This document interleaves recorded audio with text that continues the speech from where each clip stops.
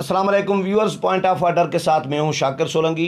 Viewers, हमने एक नया यूट्यूब चैनल शुरू किया हुआ है। सिद्दीक साजिद साहब सीनियर जर्नलिस्ट हैं, इनके साथ इस पर तज्जिया कोशिश करेंगे कि डेली बेसिस पर तज्जिया हम देंगे। इन्फॉर्मेशन भी होगी, उसके साथ ब्रेकिंग न्यूज़ भी होंगी जो सिद्दीक साहब लेकर आएंगे।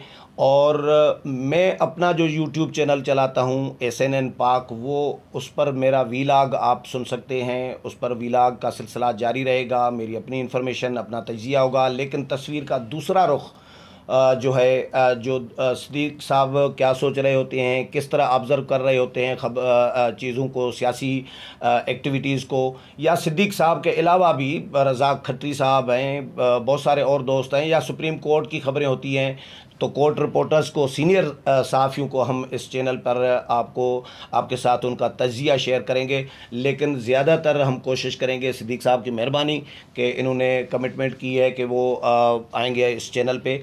तो जिन दोस्तों ने ये चैनल सब्सक्राइब नहीं किया, उनको मैं रिक्वेस्ट करूँगा कि वो ज़रूर सब्सक्राइब करें, क्योंकि 3-4 प्रोग्राम मैंने अपलोड किए हैं, तो वाल पे भी रखे हैं मैंने। लेकिन शायद वो दोस्त ये समझ रहे होंगे कि मुझे देखकर वो समझ रहे होंगे कि ये SNN पाक की वीडियो है, शायद वो सब्सक्राइब नहीं कर रहे होंगे। तो मैं ज़रूर दोस्तों से रिक्वेस्ट करूँगा कि वो सब्सक्राइब करें। ख़बर ये है व्यूअर्स कि इलेक्शन कमीशन ऑफ पाकिस्तान जो है वो इंतखाबी इस्लाहात के मामले पर PTI हुकूमत के सामने डट गया है। ख़बर ये है उसमें कि सेक्रेटरी इलेक्शन कमीशन ने काम करने से इनकार कर दिया है। ये बहुत बड़ी ब्रेकिंग न्यूज़ है, जो सिद्दीक साहब के साथ ये इन्फॉर्मेशन भी देंगे, तजिया भी लेंगे। हुकूमत, अपोजिशन तो नाराज़ है ही इंतखाबी इस्लाहात के मामले पर जो हुकूमत ने की हैं, लेकिन ख़ुद इलेक्शन कमीशन इतना नाराज़ है, चीफ इलेक्शन कमिश्नर डट गए हैं और सेक्रेटरी इलेक्शन कमीशन ने काम करने से इनकार कर दिया है। सिद्दीक साहब, most welcome to show sir. Thank you. ये बताएं कि इलेक्शन कमीशन डट गया है, तो इलेक्शन कमीशन ने जो रिजर्वेशन शो किए थे इंतखाबी इस्लाहात पे, वो हुकूमत उनको कोई किसी खातर में नहीं ला रही? बिल्कुल नहीं ला रही, और बिल्कुल डटा है। और उन्होंने बोला है कि हम एक कॉन्स्टिट्यूशनल बॉडी हैं, इससे बाहर नहीं जा सकते और इसके अंदर रहेंगे। Chief election commissioner Sikandar Sultan Raja बहुत ही क्लियर माइंड के साथ ये सारा काम कर रहे हैं। और उसकी वजह पता क्या बनी है, ये भी आपको बता दूं, अपने व्यूवर्स को भी बता दूं। बाज़ हुकूमती वुज़रा का उनके साथ धमकी अमेज रवैया चीफ इलेक्शन कमिश्नर के साथ। गुज़श्ता दिनों एक ट्वीट आया था, आपको याद होगा। एक ट्वीट आया था किसी मामले के ऊपर, जिसके ऊपर इलेक्शन कमीशन ने उस ट्वीट को रीट्वीट किया। वो ये था कि जो इंतखाबी इस्लाहात का बिल पास हुआ है कौमी असम्बली से गुज़श्ता दिनों, जिसमें इलेक्शन कमीशन के इख्तियारात महदूद करने की बात की गई है, उसके ऊपर वो ट्वीट उन्होंने रीट्वीट कर दिया। ये वुज़रा फर्रुख हबीब, फवाद चौधरी, बाबर अवान, ये पहुंचे चीफ इलेक्शन कमिश्नर के पास और जाकर इनको बोला कि आप उस अफसर के खिलाफ कार्रवाई करें जिसने इस ट्वीट को रीट्वीट किया है। वो थोड़ी देर बाद वैसे उन्होंने उसको अपने से वो हटा दिया था, लेकिन वो मौक़िफ़ था उस ट्वीट में जो कि इलेक्शन कमीशन का मौक़िफ़ था। चीफ इलेक्शन कमिश्नर ने क्या जवाब दिया? उसने बहादुरी का मुजाहरा किया। उसने कहा वो मेरा अफसर है, मैंने कार्रवाई करनी है। आप कौन होते हैं मुझे ये कहने वाले कि मैं उसके खिलाफ कार्रवाई करूं?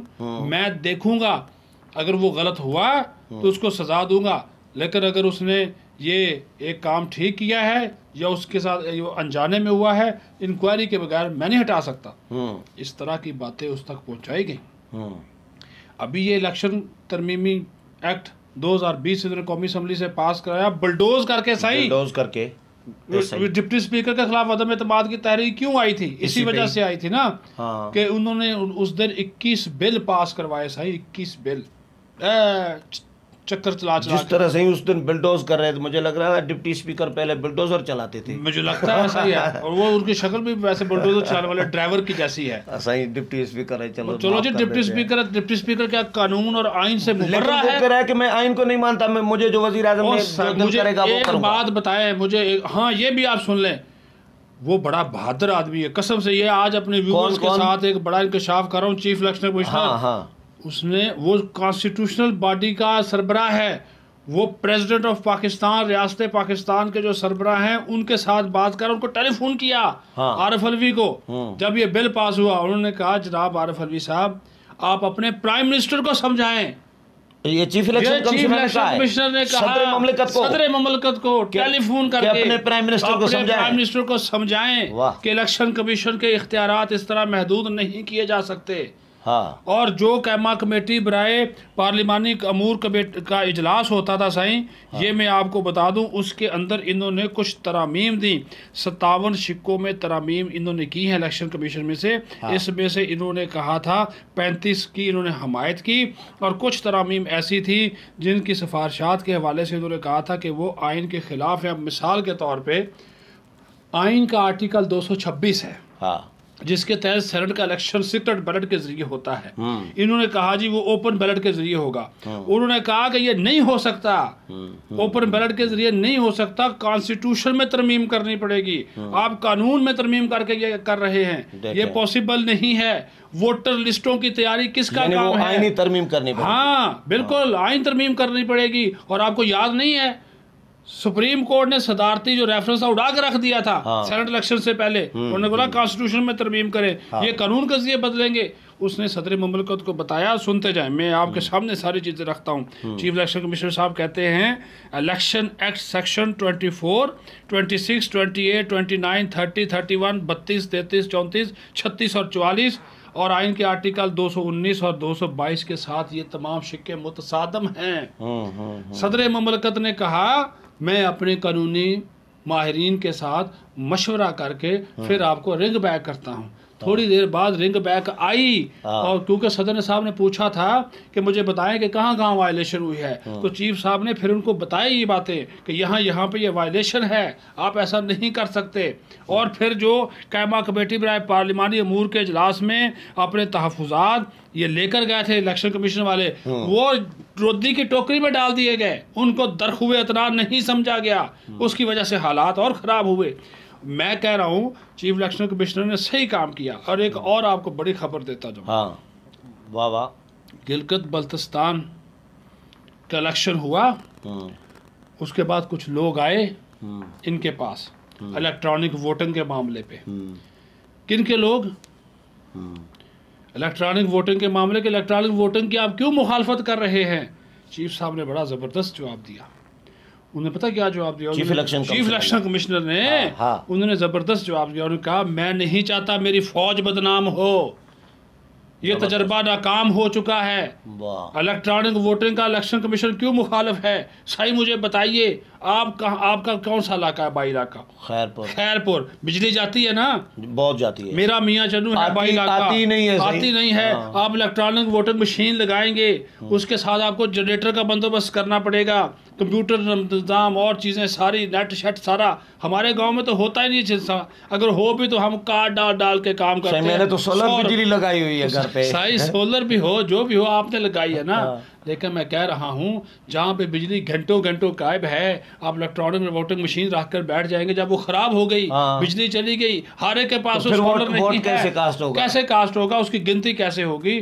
तो उन्होंने उसकी मुखालफत की। वो हमारे जो भाई आए थे उनको समझ आ गई। उन्होंने कहा मैं नहीं चाहता मेरी फौज बदनाम हो, आपके ऊपर हरफ आएगा। कमाल है जुर्रत को चीफ इलेक्शन। मैं कहता हूँ ये अप्रिशिएट करता हूँ सिकंदर सुल्तान राजा साहब को आज तक वो। और आज एक और काम हुआ, सेक्रेटरी इलेक्शन कमीशन ने जाते जाते डॉक्टर अख्तर नज़ीर, ये भी आपको बता दूं, उनका बैकग्राउंड भी बता दूं, ये चेयरमैन, ये सेक्रेटरी सेनेट थे, ये वहाँ से चेयरमैन सेनेट सादिक सजरानी के दोस्त है, वहाँ से इधर आए, ठीक है। और उसके बाद इन पे इतना दबाव डाला गया हुकूमत की तरफ से, सेक्रेटरी इलेक्शन कमीशन पे दबाव डाला गया, इतना ज़्यादा दबाव डाला गया कि मैं आपको बता नहीं सकता। आखिरकार आज उन्होंने लिख कर दे दिया, उन्होंने कहा मैं 2023 का इलेक्शन बतौर सेक्रेटरी कंडक्ट नहीं करा सकता, नया सेक्रेटरी ढूंढ लें, मुझे इजाज़त दे। इतना प्रेशर डाला है हुकूमत ने उनके ऊपर। ओ भाई मेरी बात सुनिए बाबर अवान साहब, फर्रुख हबीब साहब, ये इलेक्शन कमीशन आपका घर की लौंडी नहीं है, ये आईनी इदारा है। अच्छा एक और बात सुनिए, चीफ इलेक्शन कमिश्नर के साथ इसके चारों मेंबर कसम से ऐसे खड़े हुए हैं, कंधे से कंधा मिलाकर खड़े हुए हैं, और क्योंकि हक पे हैं, वो हक पे हैं, वो जज हैं साबिक सारे के सारे, उनको पता है कि ये कॉन्स्टिट्यूशन की वायलेशन है। और फिर वोटर लिस्ट बनाना किसका काम है? इलेक्शन कमीशन का। आप नादरा को कैसे दे सकते हैं? नहीं दिया जा सकता, ये उनको दे रहे हैं। ये नहीं, ये वायलेशन है। और ये भी कहा कि आबादी की बुनियाद पे वोटर लिस्टें बनती हैं, ये किसी और बुनियाद पे बनाना चाहते हैं। हाँ। ऐसा पॉसिबल नहीं है, ये भी वायलेशन है कानून और आइन के मुताबिक। सही। वैसे चीफ इलेक्शन कमिश्नर ने जो आपको याद होगा कि सुप्रीम कोर्ट ने भी बुलाया था, तो सुप्रीम कोर्ट में भी स्टैंड लिया था बिल्कुल लिया था। तो ये ज़मीनी इंतखाबात हुए हैं, तो उसमें भी इलेक्शन कमीशन पहली दफ़ा ऐसा नज़र आया है कि गैर जानिबदार और एक आज़ाद इलेक्शन कमीशन आया है, पहली दफ़ा, जो हुकूमत के कंट्रोल में नहीं है। हल्का बंदियां हमेशा आबादी की बुनियाद पे होती है ना। हाँ। ये कानून में तरमीम डाल रहे हैं कि वोटर लिस्टों की बुनियाद पे हों। देखें, वोटर लिस्टों की, अगर मेरे हल्के में तो वोटर लिस्ट अगर 50 बंदों की है, हाँ। आबादी मेरे हल्के की 200 है, तो बाकी 150 आपने नज़रअंदाज कर दिया ना। तो ये चीज़ भी उनकी जानब से उठाई गई है, ये सारी की सारी। और इसी वजह से सेक्रेटरी जो है जाते जाते एक सेक्रेटरी छुट्टी पे चले गए ना, छुट्टी पे तो चले गए, वो फारग हो गए। उन्होंने अपने आप को कहा मैं काम नहीं कर सकता, अब नया सेक्रेटरी ढूंढा जा रहा है। रिजाइन कर गए हैं, क्या कर गए हैं, अब यही समझे, ओहदा छोड़ दिया, जिम्मेदारियों से सुबकदोश हो गए आज खुद। अच्छा, हाँ, इस्तीफा ही समझ लो, हुकूमत से बेजार हो गए, हुकूमत से बेजार हो गए। बशीर मेमन ने रिटायरमेंट से पहले नौकरी और जाते जाते सेक्रेटरी पार्लिमानी अमूर को ये खत लिखा, ये जो मैंने शिक्के आपको पढ़ के सुनाई, हाँ। सारी के सामने उनके मंशा के उनके सामने रखी और कहा कि सेनेट में जाने से पहले इस खत पे गौर करें, इस खत पे गौर करें। मैं आपको वो खत भी दूंगा, उसकी कॉपी भी आप हमारे व्यूवर्स को लाजमी दिखाइएगा उसमें, ताकि हमारे व्यूवर्स जान सकें कि उस खत में उन्होंने क्या कहा। इसी में नहीं तो मैं अपने व्लॉग में बता दूंगा, अपने व्लॉग में बता दें, इसमें चलो लगा दें वो सारी चीज़ें। और वो जाते जाते लेटर लेके और कहा कि प्राइम मिनिस्टर को बताएं कि आप वायलेशन कर रहे हैं, कानून की, आइन की दजिया उड़ा रहे हैं सेनेट में जाने से पहले। अब अल्लाह करे हमारी अपोजिशन जो है, जिसकी तादाद सेनेट में इस वक्त भी ज़्यादा है, उनको अकल आए और इसको वहाँ से पास ना होने दें, क्योंकि वहाँ पे मंजूरी के बगैर ये बन नहीं सकता। वैसे तो बिलावल भुट्टो जरदारी ने ये बात कही है कि हम इसको पास नहीं होने देंगे, लेकिन मैं इस खौफ से ये बात कर रहा हूँ कि वहाँ पे सही अक्सरियत है, अक्सरियत है अपोजिशन की, लेकिन आपस में बटे हुए हैं। हाँ। और नून लीग, पीपल्स पार्टी, JUIF, इस वजह से। लेकिन अपोजिशन इलेक्शन कमीशन को खत भी लिखा है अपोजिशन लीडर ने। फिर अब आज फैसला किया है कि अपोजिशन के ऑल पार्टीज कॉन्फ्रेंस बुलाएगा शहबाज शरीफ, फिर इलेक्शन कमीशन को बुलाएंगे। तो इलेक्शन कमीशन को एक सपोर्ट तो है अपोजिशन की, सही अपोजिशन की सपोर्ट होनी चाहिए, सिविल सोसाइटी साथ खड़े हो, हम जैसे जो लोग हैं मीडिया के, इनके साथ खड़े हो, क्योंकि ये हक पे है, सच पे है। और यार कोई तो अदारा हो, मुल्क का भला तभी तो हो सकता है। जब ये कहते हैं कि अदलिया आज़ाद है, हाँ। अदारे आज़ाद है, तो इदारों को बाबर अवान साहब ज़बानी कलामी आज़ाद ना करें, उनको अमली तौर पर उनका जो काम है वो करने दें। आपको अंदाज़ा नहीं है चीफ इलेक्शन कमिश्नर पे कितना दबाव है, और ये मत्था लगा के बैठ गए हैं उनके साथ PTI व हुकूमत वाले, हाँ। कि जो हम कहें वो ठीक है, लेकिन अभी तक। और अब ये इन्होंने वादा किया था, इसकी भी वादा खिलाफ वर्जी की है आपने खुद अपोजिशन के साथ। ये इन्होंने कहा था कि हम इस कानून समेत तमाम 21 के 21 कानून पर नजरसानी करेंगे, मुकर गए उससे। ये यू टर्न लेने के बादशाह हैं, इन्होंने यू टर्न लिया है। PTI वाले दोस्त मुझे गालियां निकालेंगे इस विला के ऊपर, हाँ। बिल्कुल निकालेंगे, लेकिन परवाह नहीं है, हक और सच की बात करूंगा। ये कानून जो कुछ कह रहा है वो आपके सामने है। वैसे एक बात है, 100 कमेंट्स में से अगर 4 गालियां दे रहे हैं और 96 की बात नहीं, अगर 96 तारीफें कर रहे हैं, तो आप अपना काम तो करना चाहिए। मैं कहता हूँ 4 तारीफें करे, 96 मुझे गालियां दे, मेरे लिए एजाज की बात है। हाँ। मैं इसका अच्छा, तो फिर कोई क्या होगा, इदारे मुदाखलत करेंगे इस मामले में, नहीं करेंगे? इलेक्शन कमीशन को जिन्होंने मुदाखलत करनी थी वो पीछे हट गए, वो इलेक्शन कमीशन को सही समझते हैं। हाँ। वो कहते हैं कि इनका मौकफ ठीक है, वो इनको समझाने की कोशिश कर रहे हैं। हुकूमत पीछे हटेगी, हुकूमत को पीछे हटना चाहिए, वरना अपोजिशन इसको रद्दी की टोकरी में फेंक दे, इन कवानीन को ना पास होने दे सेनेट से। फिर आएंगे ना जॉइंट सेशन में, हाँ। तो जॉइंट सेशन में भी अपने पूरा जोर लगाएं, हाँ। जितना लगा सकते हैं ना जी। हाँ, तो बिल्कुल ये काम करना चाहिए। अभी तो बड़े मराहल पड़े हैं, तो ये तो काम इनको करना पड़ेगा, वरना देखें ये जो बात आज शहबाज शरीफ का रहा है, वसी और बुनियाद इत्तफाक राय की, अपोजिशन की APC कॉन्फ्रेंस बुलाने की, उनके साथ खड़े हूँ आप और इदारे खड़े हूँ, वो तो स्टैंड लेकर खड़ा, मैंने इससे बड़ी बात कोई नहीं है। आपके चैनल पे ये बात बताई कि सदर ममल को तो चीफ इलेक्शन कमिश्नर फ़ोन करके कहता है अपने प्राइम मिनिस्टर को समझाइए, वो गलत बात कर रहे हैं। ये और सदर ने ये बात सुनी उनकी। ये पीटीआई के हुक्मरान सिलेक्टर्स को इस तरह गले पड़ गए हैं जिस तरह पीआरए में आपकी पुरानी बॉडी आपके गले पड़ गई थी। वो साईं वो आप अपने चस्के बाद में पूरे कर ले, अपने सीरियस बात कर नहीं तो मैं कह रहा हूँ कि अब क्या होगा। सेक्रेटरी इलेक्शन कमीशन ने काम करने से इनकार कर दिया। हुकूमत पर दबाव डालने के लिए कोई तरीका तो होगा ना, अपोजिशन के पास, कोई इदारों के पास कोई तो होगा ना, जो राणो रानी जो काम कोई दबाव डाले हुकूमत पे। दबाव डाला जाएगा, ये अपोजिशन दबाव डाल सकती है, बेहतर अंदाज में डाल सकती है, मीडिया, सिविल सोसाइटी और हमारे मुख्तदर इदारे। अगर आपने इलेक्शन शफाफ करवाने हैं, मुझे एक बात बताइए, ये सारा कुछ हुकूमत के कहने पे हो रहा है, कल इलेक्शन हो जाते हैं, पूरी अपोजिशन उसका बाइकाट कर देती है, उस इलेक्शन की शफाफियत क्या होगी? मुझे बताइए। नहीं होगी, नहीं ना होगी, उसकी हैसियत दुनिया मानेगी नहीं जिसका अपोजिशन बाइकाट करेगी।